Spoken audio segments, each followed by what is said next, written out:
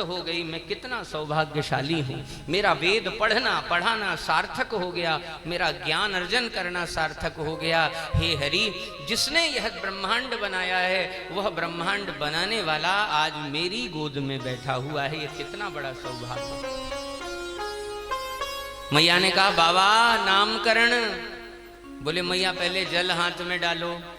मैया ने जल हाथ में डाला। बोले अब सफेद चंदन उठाओ और अपनी गदेली पर गोल गोल घुमाओ। मैया ने सफेद चंदन घुमाया, रख दिया। अब सुनो, लाल रंग का ये जो चंदन रखा है ना, इसे गोल गोल घुमाओ इसी के ऊपर। तो फिर लाल रंग घुमाया। बोले अब ये जो गोपी चंदन रखा है ना पीला पीला, इसे भी उठाओ और अपनी गदेली पर घुमाओ। लाल रंग, सफेद रंग, पीला रंग। जब तीनों मैया की गदेली पर हुए, बोले अब 3 उंगलियों से इसे गोल गोल और घुमाओ। मैया ने फिर 3 उंगलियों से गोल गोल घुमाया और घुमाते घुमाते महाराज उस 3 रंगों का सम्मिश्रण चौथे रंग का निर्माण करता है। बाबा ने मुस्कुरा करके कहा यही तेरे लाला का नाम है। मैया ने कहा इतनी विद्वान होती तो मैं यहाँ बैठी काहे को रहती, कृपा करके इसका अर्थ बताइए। बाबा ने कहा रक्तः शुक्लस्तथा पीतः। रक्त, शुक्ल तथा पीत। रक्तः शुक्लस्तथा पीतः इदानीं कृष्णतां गतः। इदानीं कृष्णतां गतः। जिन्होंने शुक्ल युग में, शुक्ल युग कहलाता है सतयुग, जिन्होंने शुक्ल युग में वराह का रूप धारण करके पृथ्वी की सुरक्षा की, जिन्होंने नरसिंह का रूप धारण करके प्रहलाद के प्रण प्राण की रक्षा की, जिन्होंने मत्स्य कूर्म आदि अवतार ग्रहण करके अपने भक्तों की प्राण रक्षा की, ये वही है रक्तः। जिन्होंने राघवेंद्र सरकार के रूप में जन्म लेकर के लोकोत्तर नृशंस हत्या करने वाले उस दुर्दांत राक्षस रावण का अंत किया, इसलिए रक्त। और पीत यानी भविष्य में होने वाले भी जितने अवतार हैं उनके जो मूल कारण होंगे, ये 3 वर्णों के प्रतिनिधि होने के कारण मैं इन्हें चौथे वर्ण का नाम यानी कृष्ण नाम प्रदान करता हूं। रक्तः शुक्लस्तथा पीतः इदानीं कृष्णतां गतः। और प्रशंसा के पुल बांधने प्रारंभ किए महाराज। ये प्रजापालक होंगे, धर्म रक्षक होंगे, गौ ब्राह्मण संत के का हित करने वाले होंगे, अन्यान्य देशों के राजागण भी इनके चरणों में प्रतिष्ठित होंगे, मैया बाबा की मुक्ति के कारण होंगे, प्रेम स्नेह की सरिता को प्रवाहित करने वाले होंगे महाराज, ये आनंद का विप्लव करने वाले होंगे। अनंत अनंत उपाधियों के साथ साथ बाबा के मुख से निकल गया ये तो साक्षात नारायण हैं। और जैसे ही नारायण निकला वैसे ही गोद में पड़े ठाकुर जी ने हाथ पांव चलाने प्रारंभ कर दिए। बाबा आज ही पोल खोल दोगे क्या? सावधान सावधान। तो बाबा तब भी भाव प्रभाव में बहे जा रहे थे। तो गोद में पड़े ठाकुर जी और बाबा की है लंबी लंबी दाढ़ी, कन्हैया के हाथ में आ गई बाबा की दाढ़ी और दाढ़ी पकड़ करके महाराज जो जोर का झटका लगाया ठाकुर जी ने। बाबा सावधान। हाँ सरकार कहिए। बोले आज ही मुझे नारायण सिद्ध कर देंगे तो मैया भी आले में बिठा करके 2 चिरौंजी दाने का भोग लगाना प्रारंभ कर देगी, इसलिए आप मेरी वास्तविकता मत खोलिए। बाबा ने कहा मैया मैं जो कहना चाह रहा हूं ना उसका आशय केवल इतना है कि नारायण समो गुणैः, तुम्हारे लाला के गुण नारायण के समान हैं। मैया ने कहा ठीक है प्रभु आपकी आज्ञा शिरोधार्य। छोटे लाला का नाम कृष्ण और बड़े भैया का नाम बलराम, बड़ा सुंदर नाम है। ध्यान रहे कि भक्तों के हृदय के द्वारा जो भी भगवान को नाम दिया जाता है, श्री भगवान उस नाम को अपने सर माथे पर धारण कर लेते हैं। किस भक्त ने भगवान को क्या क्या कहकर पुकारा है, आइए गीत के माध्यम से सुनने का प्रयास करें और फिर आगे की कथा में प्रवेश करें। कोई कहे गोविंद, कोई गोपाला, कोई कहे गोविंद, कोई गोपाला, गोपाला। ये तो बहुत अच्छा गाते हैं, पर आप लोगों का पता नहीं, आप लोग गाओ। कोई कहे गोविंद कोई गोपाला, गाइए।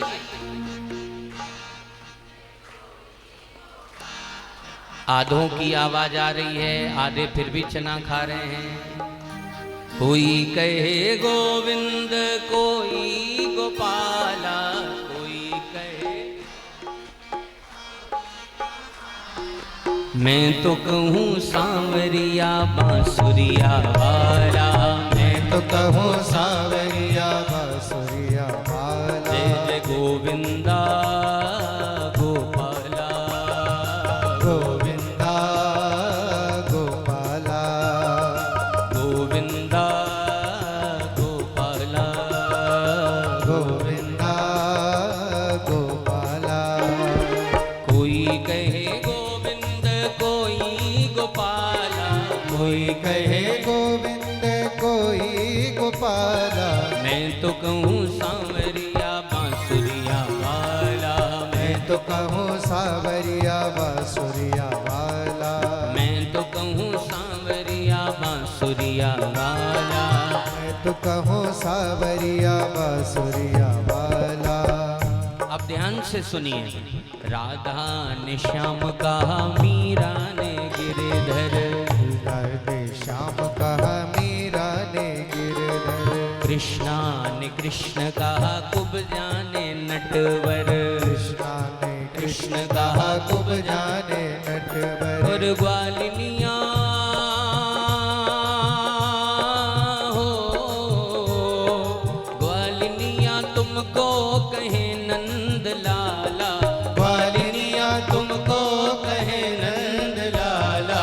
मैं तो कहूँ सांवरिया बांसुरिया वाला, मैं तो कहूँ सांवरिया बांसुरिया वाला। कोई कहे गोविंद कोई गोपाला, कोई कहे गोविंद कोई गोपाला, मैं तो कहूँ सांवरिया बांसुरिया वाला, मैं तो कहूँ सांवरिया बांसुरिया वाला। अरे मैं तो कहूँ सांवरिया बांसुरिया वाला, मैं तो कहूँ सांवरिया बांसुरिया वाला।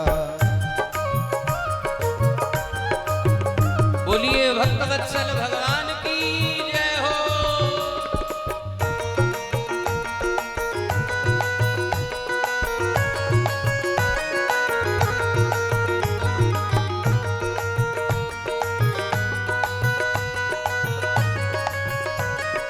जय हो।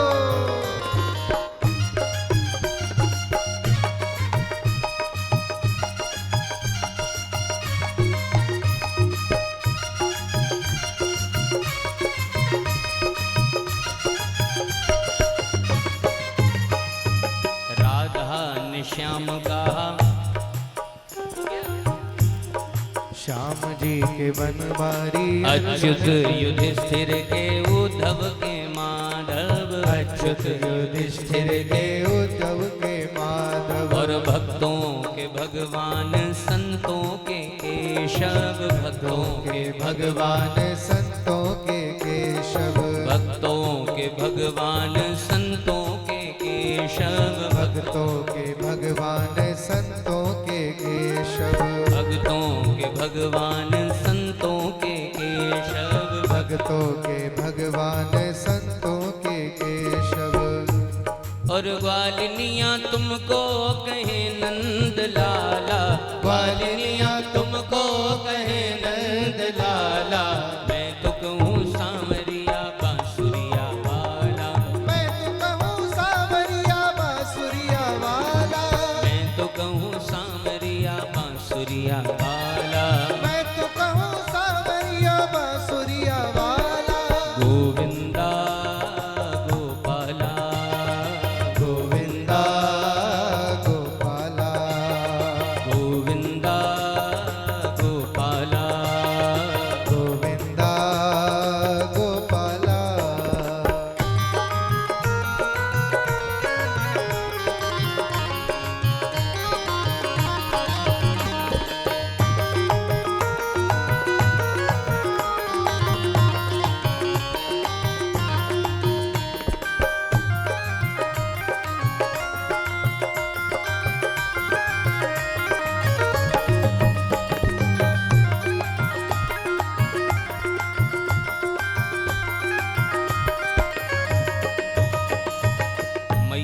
तो कहती हैं सुन ओ कन्हैया, मैया तो कहती है सुन ओ कन्हैया। अरे मैया तो कहती है सुन ओ कन्हैया, मैया तो कहती है सुनो कन्हैया।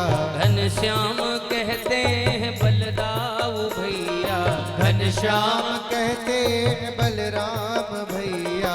घनश्याम कहते हैं बलदाऊ भैया, घनश्याम कहते हैं बलराम भैया। और सूरा की हो, सूरा की आंखों के तुम हो उजाला, सूरा की आंखों के तुम हो उजाला। मैं तो कहूँ सांवरिया बांसुरिया वाला, मैं तो कहूँ सांवरिया बांसुरिया वाला। गोविंदा गोपाला, गोविंदा गोपाला। कोई कहे गोविंद कोई गोपाला, कोई कहे गोविंद कोई गोपाला। अरे मैं तो कहूँ सांवरिया बांसुरिया वाला, मैं तो कहूँ सांवरिया बांसुरिया वाला। मैं तो कहूँ सांवरिया बांसुरिया वाला, मैं तो कहूँ सांवरिया बांसुरिया वाला। बांसुरिया वाला, बांसुरिया वाला। बांसुरिया वाला, बांसुरिया वाला। बांसुरिया वाला, बांसुरिया वाला। बांसुरिया वाला, बांसुरिया वाला। बांसुरिया वाला, बांसुरिया वाला। बांसुरिया वाला, बांसुरिया वाला। बांसुरिया वाला। बोलिए भक्तवत्सल भगवान की जय। नामकरण के उपरांत अब भगवान चंद्रमा के कला की भांति शनैः बड़े होने लगे। पहले घुटने के बल और फिर अपने चरणों से चलने लगे। जब श्याम सुंदर को मैया प्रेम से श्रृंगार करा देती तो मैया के मन में यह भाव आता कि कहीं मेरे लाला को किसी की नजर ना लग जाए। तो ब्रज में एक संत कहा करते कि हमारो लाला कारो थोड़ी ना है। तो फिर क्या है? बोले जे तो मैया ने प्रेम में भर करके लाला को इतनो काजल पोत दी हुए कि घनश्याम दिखवे वारो कन्हैया भी कारो दिखाई देने लगो है। सत्य तो यह है कि माता का हृदय, उसका वात्सल्य, उसके हृदय का जो प्रेम है वह अपने लाला के लिए अतिशय है। और यशोदा मैया जैसा लाड लड़ाती हैं वैसा तो त्रिभुवन में कौन लड़ाता होगा। जो विश्व को संकेत से चलाने की क्षमता रखता है उस परमात्मा को मैया उंगली पकड़ करके चलना सिखाती है। मां तो यशोदा चलन सिखावे, अंगूरी पकड़ी दो कनिया। कमर पकड़ लेती हैं कि कहीं बिगड़ ना जाए, संतुलन ना बिगड़े, कहीं पैर आड़े टेढ़े ना हो जाएं। अपनी दो उंगलियों से पकड़ करके चलना सिखाती हैं। ब्रज के एक महात्मा कहते हैं सूरदास जी के पद का आशय लेकर के कि कन्हैया जब पैर पैर चलने लगे तो उन्होंने महाराज चलना तो आरंभ कर दिया, लेकिन गांव के अन्य बच्चों की भांति वे बोल नहीं रहे हैं। मैया को बड़ी भारी चिंता। रोहिणी ने पुत्र को जन्म दिया तो उसने साल भर अपनी आंखें ही नहीं खोली। और मैंने लाला को जन्म दिया और मेरा लाला चलने लगा है पर फिर भी कुछ बोल नहीं पा रहा है। मैया का हृदय महाराज फटा जा रहा है। जो व्यक्ति जैसा कह देता है, जिस दरवाजे पर सिर पटकने को कहता है, मैया तत्काल हे देवता, हे कुल देवता, हे पितृ देवता, आप सबको मैं लड्डू का प्रसाद बांटूंगी, बस मेरे लाला के मुख से एक बार मैया शब्द कहलवा दो। और ठाकुर जी भी उतना ही भाव खाते हैं, अभी और थोड़ी सी मनौती हो जाए फिर बोलेंगे, इतनी जल्दी सुनने की क्या है। मैया का हृदय कातर हो गया और एक दिन वे अटारी पे बैठ करके घूंघट की आड़ में अपने अश्रु छिपाने के लिए जो बैठी थी, सिसक सिसक कर रो रही थी। लाल जी को यह भाव अच्छा नहीं लगा कि मेरे होते हुए मेरी मैया रोएगी। और तभी नीचे खड़े कन्हैया ने जोर से आवाज लगाई, मैया। और ये शब्द सुनकर के मैया अटारी से इतनी तेज से नीचे उतरी कि लगा कि मानो आज तो महाराज भूकंप ही आ जाएगा। इतनी जल्दी दौड़ करके कन्हैया के पास आई और झकझोड़ करके उन्हें पूछी, लाला तूने मोकू कहा कही? कन्हैया ने कहा, मैया। ये शब्द सुन करके मैया की आंखें छलक पड़ी, कस करके हृदय से लगा लिया, अपने लाला को अपनी छाती से लगा लिया। तूने आज पहली बार मैया बोला है, तेरे इस बोलने पर मैं त्रिभुवन की संपत्ति को न्यौछावर कर दूंगी। लेकिन अगले ही क्षण महाराज मैया का हृदय फिर सावधान। बोले, केवल मैया बोलना आया है कि और कुछ बोलना आया है? पहले पता तो लगा लो। तो कन्हैया बोल एक बार और मैया। कन्हैया ने कहा, मैया। बोले, अब बोल बाबा। जैसे ही बोलने को कहा बाबा, वैसे ही ठाकुर जी ने लड़ुआ मुंह में धर लिया। अब मैया फिर से चिंतित, परेशान। उन्होंने कहा, अब पितरों को, देवताओं को और जहां जहां हमने मनौती मांगी है ना, सब जगह लड्डू कैंसिल, क्योंकि अभी हमारा लाला केवल एक शब्द बोल पाया है। जब ये पूरा बोलेगा हम प्रसाद तब चढ़ाएंगी। और तब बाबा भी दौड़ करके आ गए और बाबा के समक्ष कन्हैया ने शब्द का उच्चारण किया, मैया। तो बाबा के मन में भी कौतूहल जाग गया, लाला जब तू मैया बोल पा रहा है तो बाबा भी एक बार बोल करके सुना दे, हमारे कान तृप्त हो जाएंगे। और तब धीरे से बाबा की मनोदशा देख करके कन्हैया ने उन्हें बाबा कह करके संबोधित किया। ओ महाराज, अब तो श्री नंद बाबा का हृदय भी गदगद हो गया। अब इतने में तीसरे नंबर पर रोहिणी नंदन श्री बलदाऊ दादा भी आ गए। और दाऊ दादा ने आकर के कहा, तू मैया बोलबो जाने, तू बाबा बोलबो जाने, पर मोकू भैया बोलबो ना जाने। एक बार तो बोल के बता दे, भैया भी कह दे। तो कन्हैया ने धीरे से दाऊ दादा की ओर देखा और मुस्कुरा करके कहा, भैया। श्री सूरदास जी इस पद्य पर बलिहार जाकर के कहते हैं, कहन लागे मोहन मैया मैया, कहन लागे मोहन मैया मैया, कहन लागे मोहन मैया मैया, कहन लागे मोहन मैया मैया, कहन लागे मोहन मैया मैया, कहन लागे मोहन मैया मैया। पिता नंद सो बाबा बाबा, पिता नंद सो बाबा बाबा, अरुहल धर सो भैया, अरुहल धर सो भैया, कहन लागे मोहन मैया मैया, कहन लागे मोहन मैया मैया, कहन लागे मोहन मैया मैया। कहन लागे मोहन मैया मैया।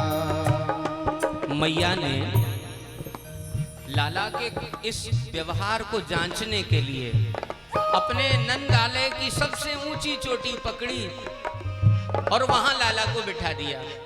और लाला एक बार गांव की पौर पर खड़े होकर के तू मुझे मैया बुला दे, तो ये जितनी ग्वालवाल ने मुझे उलाहना देने आती है ना, अपने अपने लाला दिखाने आती हैं कि देखो मैया मेरा लाला बोलने लगा, तुम्हारा लाला नहीं बोल रहा है, उन सब के मुंह पे भी ताले लग जाएं।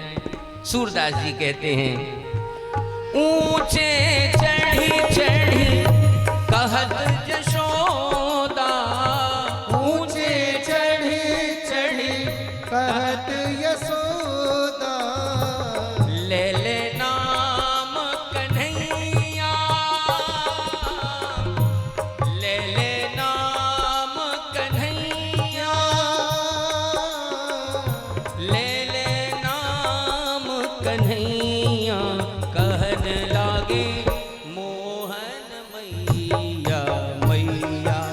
कहने लागे मोहन मैया मैया। कहने लागे मोहन मैया, मोहन मैया, मोहन मैया मैया। यहीं से लाल जी की बाल लीलाएं भी आरंभ होती हैं। सूरदास जी कहते हैं कि अब तो कन्हैया के खेलने के लिए मैया लाला को बाहर नहीं जाने देती। क्यों? कोई राक्षस उठा ले गया तो कब तक मैं अपनी दृष्टि में से बांध करके रखूंगी, घर के भीतर रखूंगी। जिसे खेलना है, जिसे जो बातें करनी है मेरी नजर में आंख के सामने करनी चाहिए। तो गोपी ग्वाल कोई कारण बना करके नंदालय में आते हैं और नन्हे नन्हे ग्वाल बाल कन्हैया के साथ खेलने के लिए आते हैं। एक बार की बात है, एक बार कन्हैया अपने मैया के विशेष कक्ष में गए, जो देवताओं का कक्ष है। और देवताओं के कक्ष को बाबा ने बड़ा सुंदर सजा रखा है महाराज। मणिमय स्तंभ बनाए रखे हैं, सुंदर ऐसी ऐसी मणियां लगी हुई हैं कि जिन मणियों में प्रतिबिंब पड़ते ही बिंब साक्षात हो जाता है। प्रतिबिंब देखने पर ऐसा लगता है कि मानो ये प्रतिबिंब नहीं है, कोई साक्षात इसमें बैठा हुआ है। और एक दिन धोखे से कन्हैया चलते चलते चलते चलते वहां पहुंच गए और जैसे ही अंदर गए तो मणिमय खंभ में अपने आप को देख करके रोने लगे।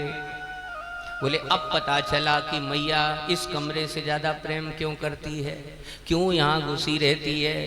क्योंकि यहाँ तो बड़ा सुंदर बालक रहता है और इस बड़े सुंदर बालक के साथ ही मैया खूब बतराती है, बोलती है, आरती उतारती है, शंख बजाती है, इसीलिए बाहर नहीं आती है। वो मुझे चुपचाप सुलाने की बातें करती रहती है। अपने ही प्रतिबिंब को उलाहना देने लगते हैं, अपने ही प्रतिबिंब से लड़ाई करने लगते हैं, अपने ही प्रतिबिंब से खींचने लगते हैं। और कभी कभी मन आ जाए ना तो अपने ही प्रतिबिंब को चूमने भी लगते हैं। कितना सुंदर है तो अच्छाई, कोई बात नहीं।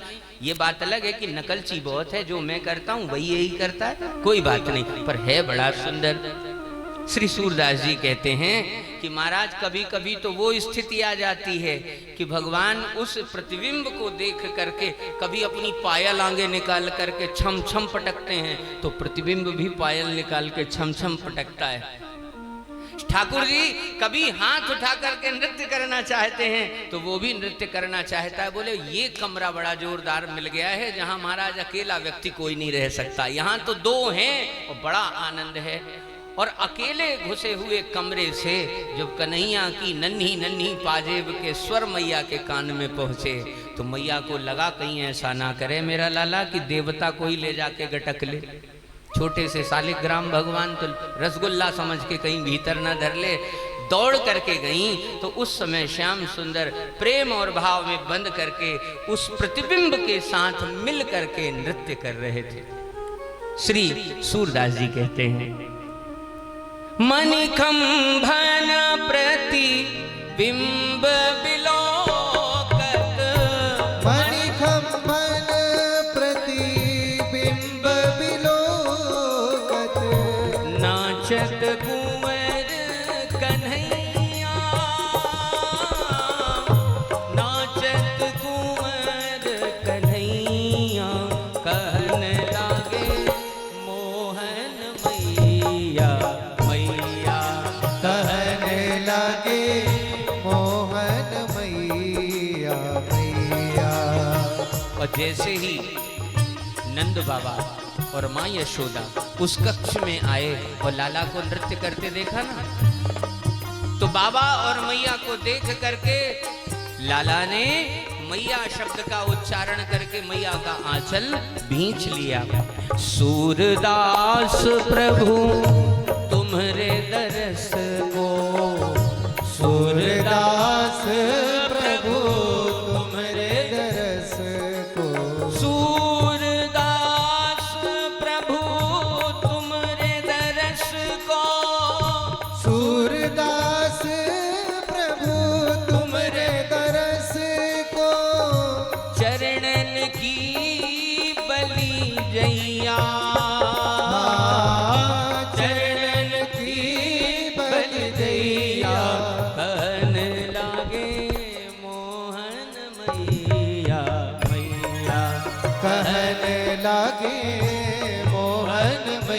मैया मैया। हाँ कहन लागे मोहन मैया, मोहन मैया मोहन मैया।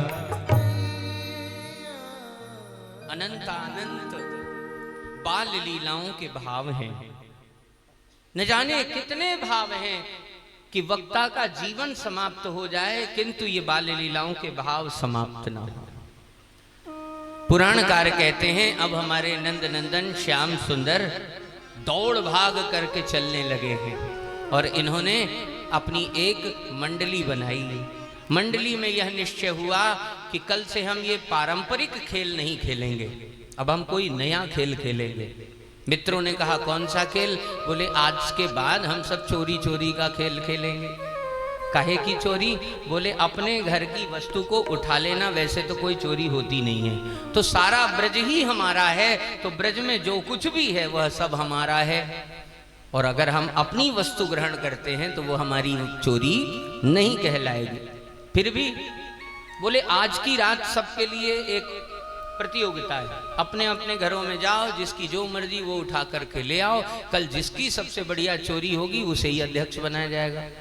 अच्छी बात। सारे ब्रजवासी अपने अपने घर गए। अगली सुबह फिर यमुना जी के किनारे आकर के मिल गए।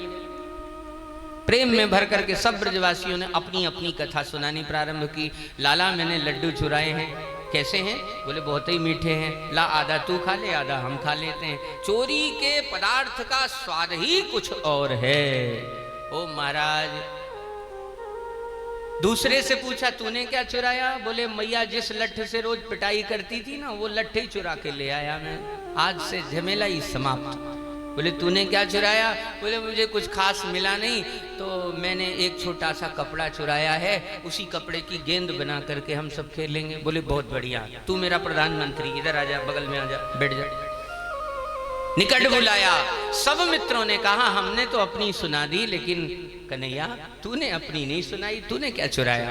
बोले मेरी तो पूछो ही मत, मैंने क्या चुराया।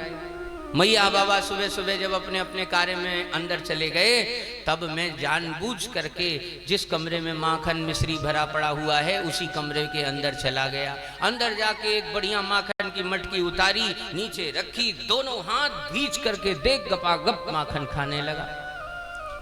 इतने में मैया के पाजेब के स्वर मेरे कान में आए, तो मैंने सोचा कि मैया को दूर भगाने के लिए क्या करूं।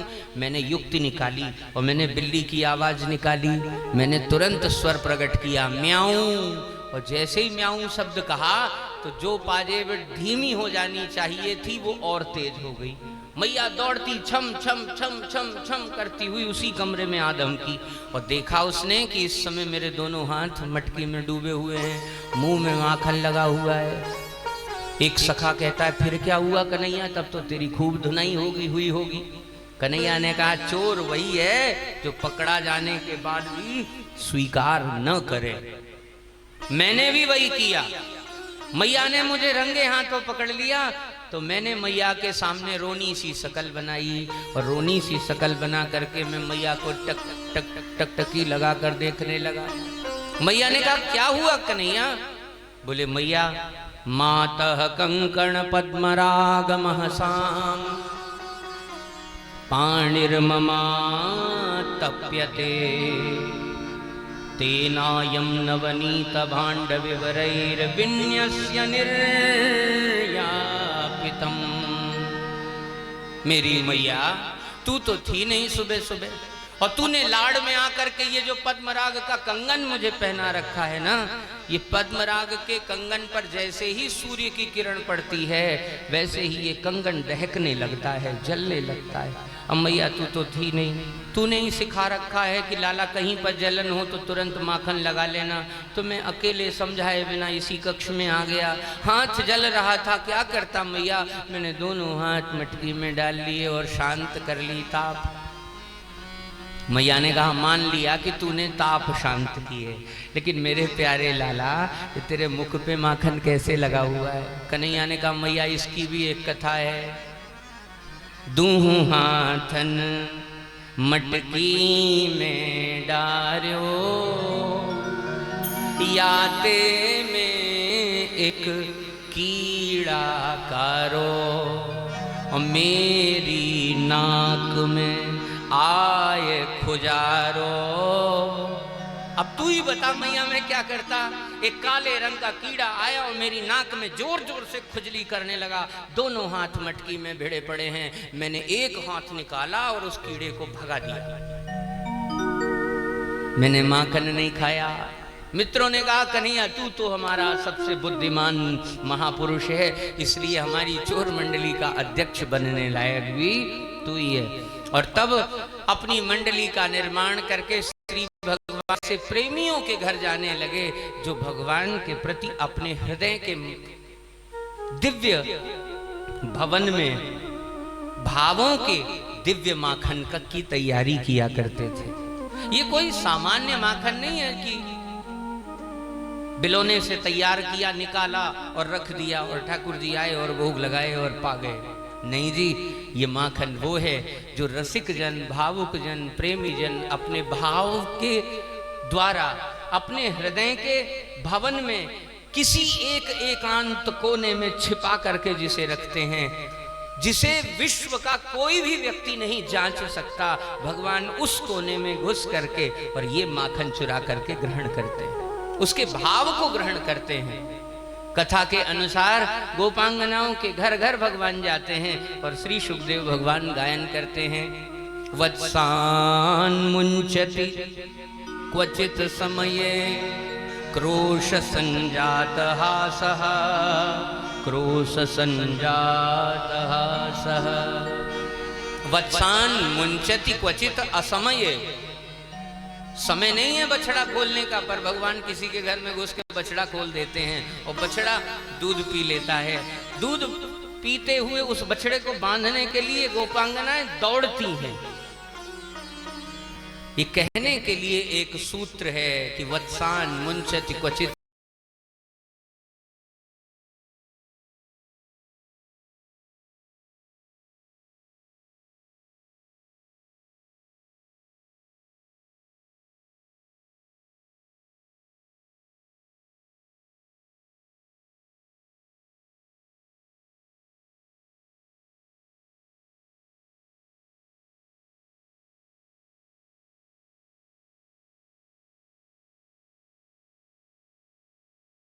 खाने आऊंगा।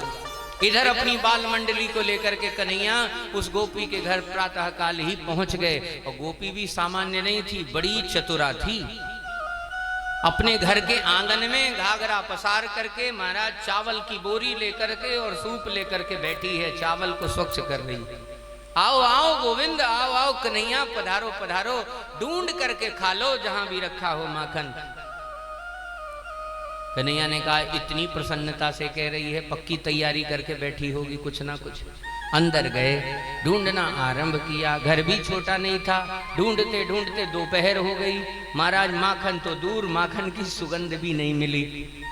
दोपहर से दिन ढलने लगा, संध्या होने लगी और अब भगवान भी निराश होने लगे। क्या करूं, कहाँ रखा है इसने माखन? आज तो लगता है नाक कट ही जाएगी, आज कोई बचाने वाला दिखाई नहीं दे रहा है। और तभी भगवान की दृष्टि गई उस गोपी की गौशाला में। गौशाला में गैया मैया बंधी हुई थी और बंधी हुई गौ माता को देख करके कन्हैया ने प्रणाम किया। मैया अब मेरी लाज तेरे ही हाथ में है। अच्छा क्या हुआ कन्हैया? गैया मैया तू तो जानती है कि मैं यहाँ शर्त लगा कर आया हूँ, अगर मैंने इस गोपी का शर्त पूरी नहीं की तो फिर मुझे नंद बाबा की आन लगेगी, इसलिए मैं प्रार्थना करता हूँ तू तो इसी घर में रहती है, तूने देखा होगा कि इसने कहाँ पर माखन छिपाया है, कृपा करके बता दे, मैं तेरे पांव पड़ूं। गैया मैया ने कहा कन्हैया मैं तो बता दूंगी, लेकिन मुझे क्या मिलेगा? मैया जो बोलेगी मैं तुझे दूंगा, बस एक बार बता दे कि इसने माखन कहाँ छिपा रखा है। और तब भाव में भर करके गैया मैया ने कहा कन्हैया तुम्हें भी एक काम करना पड़ेगा। आज ही मैंने एक सुंदर बछड़े को जन्म दिया है और तुमसे शर्त लगाने के कारण इस गोपी ने मेरे प्यारे बछड़े को घर के बाहर बांध दिया है। तुम एक काम करो, बाहर जाकर के मेरा बछड़ा खोल दो, बछड़ा दौड़ता आएगा, दुग्ध पान करेगा, मैं तृप्त हो जाऊंगी। कन्हैया ने कहा ये तो तुम्हारा काम बन गया, मेरा कैसे बनेगा? बोले समझो, ये गोपी जहां पर घाघरा फैला के बैठी है ना, उसी के नीचे गड्ढा करके इसने माखन छिपाया है। जैसे ही तुम बछड़ा खोलोगे, ये भारी भरकम देह वाली गोपी उठेगी और बछड़े को बांधने के लिए जब तक दौड़ेगी ना, तो इसके हटते ही तुम वो पटा हटा करके अंदर छिपा माखन प्राप्त कर पाओगे। तुम्हारा भी काम पक्का, हमारा भी काम पक्का। अब ठीक है ना? कन्हैया ने कहा बिल्कुल ठीक है। और इसी लीला को देख करके श्री सुखदेव भगवान ने उच्चारण किया, वत्सान मुंचति क्वचित असमये। भगवान समय नहीं है बछड़ा खोलने का, पर फिर भी जाकर के उस गोपी का बछड़ा खोलते हैं। जैसे ही बछड़ा खोलते हैं, बछड़ा गौ माता का दुग्ध प्राप्त करता है। उसे बांधने के लिए गोपी उठती है और उठने पर भगवान माखन की प्राप्ति करते हैं और ठेंगा दिखा करके गोपी को कहते हैं, ले आज से ब्रज में डिंडोरा पीट दे कि मैं ही नंद बाबा का पुत्र हूं, मैं ही नंद बाबा का बेटा हूं। वत्सान मुंचति क्वचित समये। दूसरी स्थिति है क्रोश संजात हासः। ये इतने बड़े महापुरुष हैं कि ये क्रोध और हास्य दोनों एक साथ कर लेते हैं। किसी से कहो क्रोध करो तो वो क्रोध करना जानेगा। क्रोध करते करते क्या दांत दिखा के हंसेगा? हंस ही नहीं सकता अगर गुस्से में है। और अगर हंस रहा है और उस व्यक्ति से कहो गुस्सा करके दिखाओ, तो वो बिल्कुल गुस्सा नहीं कर सकता। क्यों? वो हंस रहा है। हंसना अलग भाव है और गुस्सा करना अलग भाव है। लेकिन ये गजब के कलाकार हैं महाराज, हंसते भी हैं और गुस्सा भी कर लेते हैं। महाराज ये रोते रोते भी हंस लेते हैं और हंसते हंसते भी क्रोध में अपनी आंखें दिखा लेते हैं। बड़े गजब के कलाकार हैं। एक बार एक ब्रजांगना ने इनके ऊपर चोरी लगाई और चोरी लगाने के लिए घर में आ गई। मैया के सामने शिकायत धर दिया, मैया तेरे लाला ने आज मेरे घर से बहुमूल्य वस्तु चुराई है। क्या चुरा लिया मेरे लाला ने? अरे मैया घर में सत्यनारायण की पूजा हो रही थी, तेरे लाला ने जिस पटे पर सत्यनारायण भगवान को मैंने पधराया था उस पटे पर नन्हे नन्हे बछड़े बिठा दिए और सत्यनारायण भगवान को लेकर के ही तेरा लाला वहां से अंतर ध्यान हो गया। सत्य तो यह था, वह गोपांगना मिलने के लिए आई थी, दर्शनों के लिए आई थी, प्रेम करने के लिए आई थी। बस बहाना चाहिए था। कुछ भी कह दो, कुछ भी, कोई फर्क नहीं पड़ता। श्री तुलसीदास जी ने एक बाल लीला का बड़ा सुंदर पद लिखा है। उन्होंने लिखा है कि झूठे हूं मो कहूं दोष लगावहीं, झूठे मो कहूं दोष लगावहीं, झूठे मो कहूं दोष लगावहीं, झूठे मो कहूं दोष लगा। अरे मैया, ये जितनी गोपियां हैं ना, ये सब मेरे ऊपर झूठा दोष लगाती। कैसा झूठा दोष? बोले मैया पहली शिकायत इनकी मैं बता दूं। अपने लाला को सुलाती हैं और फिर एकांत में मुझे घर में बुलाती हैं और कहती हैं मेरा लाला सो रहा है, तब तक गृह कार्यों में जरा मेरा हाथ बटा दे। चावल में चढ़ी हुई पाइयां बीनने के लिए मुझे बुलाती हैं मैया, और तो और छोड़ दो। और अगर मैं ना करूं, मना कर दूं, तो क्या करती हैं? चींटी काट करके अपने बेटे को खुद रुला देती हैं और सारा दोष मेरे सिर पे धर देती हैं कि तेरे लाला ने चींटी काट के रुलाई। इनके लिए खेल वो छोड़ो, करू अनुबरन पावहीं मैया, करो अनुबरन पावहीं मेरी मैया, तब अनुबरन पावहीं। दूसरी नंबर की शिकायत, ये दही बेचने जाती हैं, माखन बेचने जाती हैं, कहीं भी जाती हैं, ये रास्ते में मुझे देखते ही अपने पास बुलाती हैं, कन्हैया इधर आ जाओ। और जैसे मैं इनके पास जाता हूं तो ये मुझे कस करके गले लगाती हैं, प्रेम करने लगती हैं। अब मैया तू ही बता, अकेले एकांत में कोई मुझे कस के गले लगाएगा तो मेरा दम नहीं घुटेगा? तो दम घुटने के कारण अपने आप को बचाने के लिए मैं हाथ खोलता हूँ, और जैसे ही हाथ खोलता हूँ इनकी मटकी फूट जाती है। तो क्या मैंने माखन की चोरी कर ली? क्या मैंने इनके साथ कुछ गलत कर लिया? मैं कुछ नहीं करता, जो करती हैं ये करती हैं। भाजन फोरी बोरी कर गोरस, भाजन फोरी होरी कर गोरस, देन उरहनो आवही मैया। देन उलहो आवही। और अगर मैंने मार्ग में ये कह दिया कि मैं मैया से बता दूंगा, तो ये अपनी भरी भराई मटकी को मार्ग में ही खुद फोड़ करके और तेरे पास उलाहना देने के लिए आ जाती हैं। इसलिए ये जो बोल रही है ना, ये झूठ बोल रही हैं। झूठे हूँ मो कहूँ दोष लगा वहीं, झूठे हूँ मो कहूँ दोष लगा वहीं। और एक बात बताऊं मैया, ये इनकी रणनीति है, राजनीति है, षड्यंत्र है। मैया ने कहा इतने बड़े बड़े शब्द तूने कहां से सीख लिए? मैया तू भोरी है और ये सब चतुरा है। राजनीति है इनकी, षड्यंत्र है।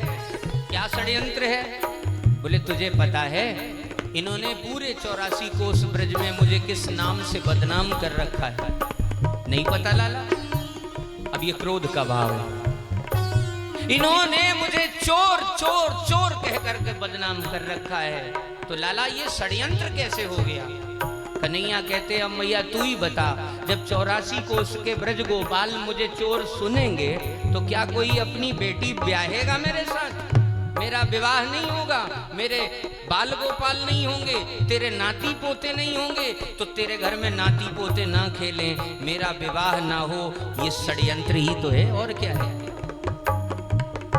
इनकी पतियारो करो तू भोरी ये शाह, चोर नाम मेरो धर्यो होन न देंगी ब्याह, होन न देंगी ब्याह, होन न देगी ब्याह। सुनी सुनी चतुर चातुरी ग्वालिन, सुनी सुनी बचन चातुरी ग्वालिन, हंसी हंसी बदन दुरावही मैया, हंसी हंसी बदन दुरावही। सुबाल गोपाल केली कली कीरति, बाल गोपाल केली कल कीरति, तुलसीदास जस गावही मैया, तुलसीदास जस गावही मैया। मो कहूँ झूठई दोष लगावही, मो कहूँ झूठई दोष लगावही, दोष लगावही, दोष लगावही, दोष लगावही। सुनि सुनि चतुर बचन चातुरी ग्वालिनी, हंसी हंसी बदन दुरावही। जब भगवान क्रोध करते हैं तो गोपांगनाएं हंसने लगती हैं, और हंस हंस करके महाराज वे अपना बदन अपने आंचल से ढकने लगती हैं। और जब आंचल ढकने लगती हैं तो भगवान भी उन्हें देख करके खिलखिला के हंसने लगते हैं। तो वत्सान मुंचति क्वचित समये क्रोश संजात हासः। अद्भुत है भगवान की यह बाल लीला और माखन चोरी की लीला। मैंने निवेदन किया कि वस्तुतः भगवान कंस को रोकना चाहते हैं। कंस सारे गोरस पर अधिकार करना चाहता है, अपने सैनिकों को खिलाकर सशक्त बनाना चाहता है, लेकिन भगवान ने कंस का यह नियम तोड़ दिया कि गोरस बालकों का है, ब्रज के युवाओं का है। अगर ये ही निर्बल हो जाएंगे तो फिर ब्रज की रक्षा कैसे होगी। तीसरा भाव है भक्ति का, जहां रसिकों के हृदय में छिपे हुए भाव रूपी माखन को चखने के लिए गोविंद चोरी की लीला का आश्रय लेते हैं। ऐसे हमारे माखन चोर भगवान सबका मंगल करें, सबका कल्याण करें। पुराणकारों ने, इतिहासकारों ने भगवान की अनेकानेक वाली लीलाएं कही हैं। महाराज ये अपनी मैया की गोद में रह करके ही नित्य प्रति कथाएं सुनते हैं, और जिस कथा में मैया जैसा निरूपण करती है ना, वो वैसा ही अभिनय भी करने लग जाते हैं। एक बड़ा सुंदर दृश्य है, जब मैया रात्रि में सोते हुए कन्हैया के सिर पर हाथ फेरती हुई कथा सुनाती। कथा सुनाते हुए मैया कहती हैं, लाला रामो नाम बभूव। राम नाम के एक दिव्य राजकुमार हुए। तो कथा सुनने वाले बच्चे सोते सोते क्या करते हैं, हुंकारी भरते हैं। कैसे हुंकारी भरते हैं? तो मैया ने कहा रामो नाम बभूव। लाला ने कहा फिर मैया ने कथा आगे बढ़ाई, तदबला सीतेति।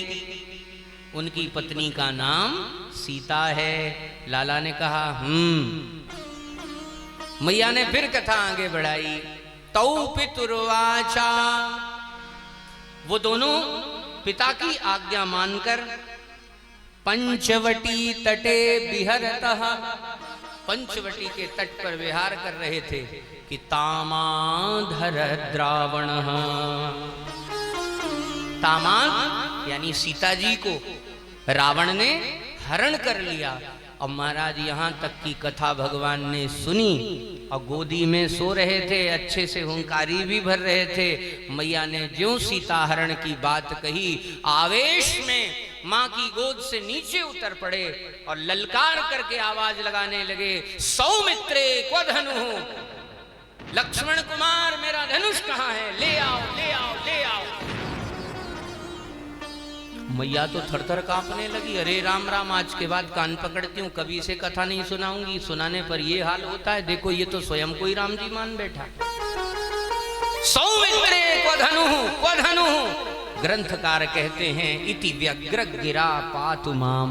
ये जो मैया का भय है ना, और भय के मारे जो मैया भगवान को देख करके और प्रणाम कर रही है, वह थरथराती हुई आवाज, कपकपाती हुई आवाज हम सबका मंगल करे। श्री भगवान की अनेक अनेक लीलाएं हैं, किसे कहा जाए किसे छोड़ दिया जाए, लेकिन समय का बंधन है। तो श्री ठाकुर जी की बाल लीलाओं को यहीं पर प्रणाम करते हैं। आइए एक क्षण बड़ी मस्ती के साथ अपने लाल जी को, उनके माखन चोरी लीला को हम और आप प्रणाम कर लें। रात श्याम सपने में आए, रात श्याम सपने में आए, रात श्याम सपने में आए, रात श्याम सपने में आए। और दहिया पी गए, दहिया पी गए, दहिया पी गए,